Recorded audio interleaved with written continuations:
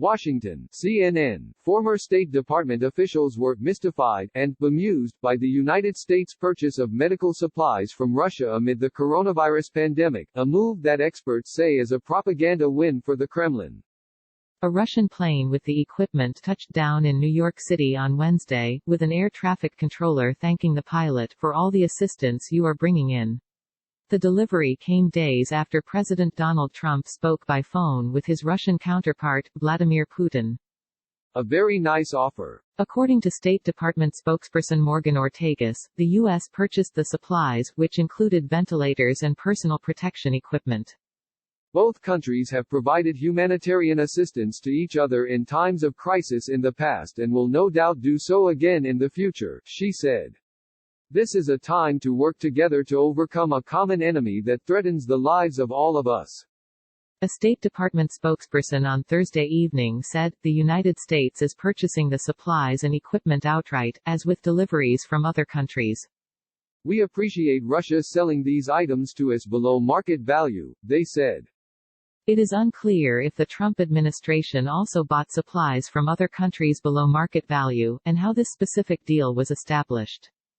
The spokesperson for the Russian Foreign Ministry, Maria Zakharova, said Thursday that half of the cargo was paid for by the Russian Direct Investment Fund, a state-owned sovereign wealth investment fund, and half by the U.S.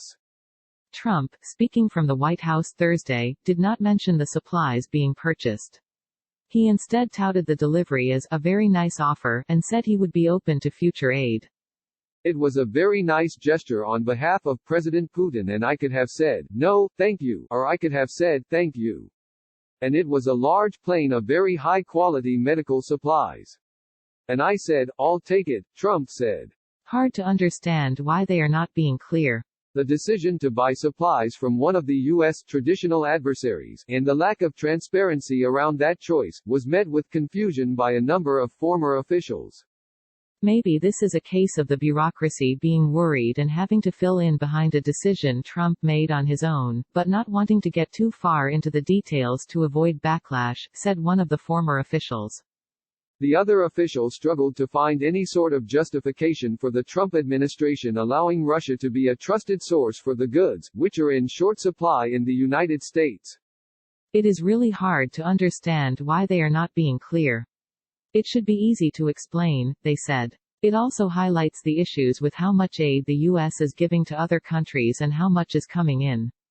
Russia is subject to numerous U.S. sanctions, including for its aggression in Ukraine and its attempts to interfere in the 2016 U.S. election. Daniel Fried, a former diplomat specializing in Russia and sanctions policy, told CNN that it shows the complexity of dealing, in a humanitarian area, with Russian institutions when we are pushing back at the same time against their aggressions. Propaganda bonanza. Former diplomat Brett McGurk described the delivery, which was touted by Moscow as a humanitarian gesture, as a propaganda bonanza.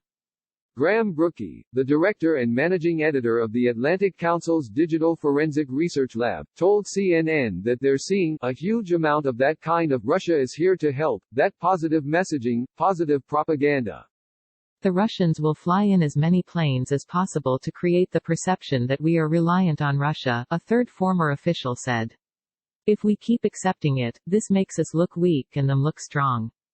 Andrew Weiss, the vice president for studies in the Russia and Eurasia program at the Carnegie Endowment for International Peace, said the move played into Russia's broader foreign policy goals. There's this constant effort to basically say that anything the West might be concerned about is unfounded, he told CNN.